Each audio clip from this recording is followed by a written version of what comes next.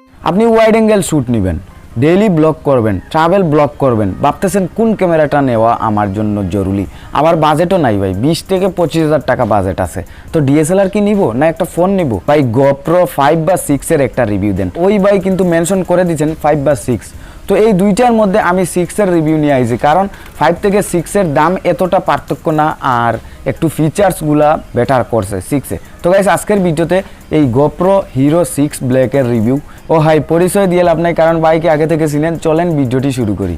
GoPro hero 6 black release হয়েছে 2017 সালের September মাসে, আর এটার মধ্যে আপনি পাবেন 12 মেগাপিক্সেল। ভাই একটু বেশিই দিছে। লেন্স হিসেবে ওয়াইড অ্যাঙ্গেল লেন্স আছে, focal length maximum 14 mm। Micro HD card use করতে পারবেন। আমরা যেই রকম মোবাইলে ইউজ করি micro 64 GB, 32 GB, 16 GB, 8 GB, 4 GB, 2 GB, এরকম আপনি এটার মধ্যে মাইক্রো এইচডি কার্ড ইউজ করতে পারবেন। 2.0 ইঞ্চি এলসিডি ডিসপ্লে, এতটুকু ডিসপ্লেটা আপনি 60 FPS এ 4K ভিডিও শ্যুট করতে পারবেন, আর ফুল এইচডি ভিডিও আপনি 240 FPS এ শ্যুট করতে পারবেন। ভাই এটার মধ্যে এক কথায় সেরা, ভিডিওর জন্য এই ক্যামেরাটা তৈরি করা হয়েছে। যদি 240 FPS এ 1080p ভিডিও শ্যুট করেন, আপনার হাত একদম নড়াচড়া করবে না, ফ্রেম একদম ঠিকঠাক দৌড় দিয়ে যাবেন, আপনার স্টেবিলাইজ ঠিক থাকবে, আপনার চেহারা মানে ফোকাসিংয়ে থাকবে। আর এটা যেহেতু ওয়াইড অ্যাঙ্গেল, সেরা লেন্স, সেরা ভিডিও। ফোকাল লেন্থ আপনার দেখা গেছে 15 mm, মানে প্রচুর ওয়াইড। আপনি জাস্ট ভিডিও তৈরি করতে পারবেন তা না, এই গোপ্রো 6 দিয়ে আপনি ফটোও তুলতে পারবেন, সেকেন্ডে 30 FPS এ শ্যুট করতে পারবেন। Good image quality and stabilize তো আছে। 5 GHz স্পিডে ওয়াইফাই এ আপনি photo transfer and video transfer করতে পারবেন। 5 GHz মোটামুটি স্পিডই আছে ভাই, আপনার এতটা ধৈর্য লাগবে না। ওয়াটার প্রুফ আছে এটার মধ্যে 33 ফিট বা 10 মিটার, মানে 33 ফিট নিচ পর্যন্ত আপনার এটার পানি টানি ঢুকবে না। তবে ভাই বেশিক্ষণ না, এখানে টাইমটা মেনশন করেনি যে ভাই এত মিনিট রাখতে পারবেন, এত মিনিট রাখতে পারবেন। তবে আমি মনে করি এই এত বেশি সময়, ঘন্টার পরে ঘন্টা ওয়াটার প্রুফ থাকবে না ভাই, নিচে পানি ঢুকে যাবে। তো একটা নির্দিষ্ট টাইম আছে, এরপরও 33 ফিট বাদ দেন ভাই, 1-2 মিটার নিচে ডুবলেই হয়েছে, মানুষদের কাজ হয়ে যায়। সুইমিং পুলে আপনি যদি শর্ট নিতে চান তো 1-2 হাত নিচেও গেলেই হয়েছে, আর ওয়াটার প্রুফ এত লাগে না ভাই। আর হ্যাঁ, low light photo and video best quality. GoPro দিয়ে মানুষ ভিডিও শ্যুট করে, তো রাতের বেলা আপনি ভিডিও শ্যুট করতেছেন, এক জায়গায় গেছেন, তো এই জিনিসটা দেখাতে চাইছেন, তো এখানে কিন্তু এটার বেস্ট কোয়ালিটি ভিডিও আপনি পেয়ে যাবেন, কারণ এটার মধ্যে লো লাইট পারফরমেন্স সেরা। আর হ্যাঁ, মনিটরে কানেক্ট দেওয়ার জন্য বা কিছু বড় বড় ডিসপ্লেতে কানেক্ট দেওয়ার জন্য আপনি HDMI পুট এখানে পেয়ে যাবেন এটার মধ্যে। এই ছিল ভাই ডিটেলসগুলো, মানে যা খুঁটিনাটি বিষয় আছে তুলে ধরার চেষ্টা করছি। এবার কিছু আলোচনা করি আসলে এটা নেবেন কিনা বা দামের কিছু বিষয়। দেখেন দাম এটার বেশি হবে না, 20, 25, 30, এই 30-এর ভিতরে আপনি এটা পেয়ে যাবেন, আর অনলাইন থেকে বাই করবেন না। এবার আমার ওপিনিয়নটা শুনে যান আসলে নেবেন কিনা।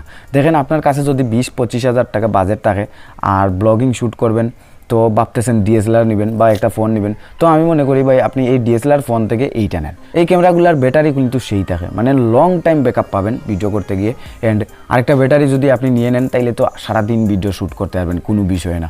আর স্টেবিলাইজও সেরা, দেখা গেছে 240 FPS। ভাই 240 FPS এর যদি ডিএসএলআর কিনতে চান আপনার 60,000 টাকা লাগবে, অ্যান্ড এটার মধ্যে আপনার 4K 60 FPS এ ভিডিও শ্যুট করতে পারবেন। জানেন ভিডিও কোয়ালিটি সেরা দিছে, আর 12 মেগাপিক্সেল দিছে। যদি আপনি 12 মেগাপিক্সেলের ডিএসএলআরও নিতে যান তো দেখবেন আপনার 20,000 টাকা খরচ যাবে। তো এখানে কিন্তু এটা নেওয়া বেটার। আর এইটা কিন্তু অনেক লাইট, মানে ছোটোখাটো একদম এতটুকু, আপনার আপনার লম্বা একটা স্ট্যান্ড আছে, মানে ট্রাইপড আছে, নেবেন অ্যান্ড ভিডিও শ্যুট করতে থাকবেন। হেঁটে যাবেন, আপনার সাবজেক্ট হেঁটে যাক বা আপনি হেঁটে যান, সমস্যা নাই, ভিডিও স্টেবিলাইজ সেরা থাকবে। এটা দিয়ে আপনি মাঝে মাঝে ফটোও তুলতে পারবেন।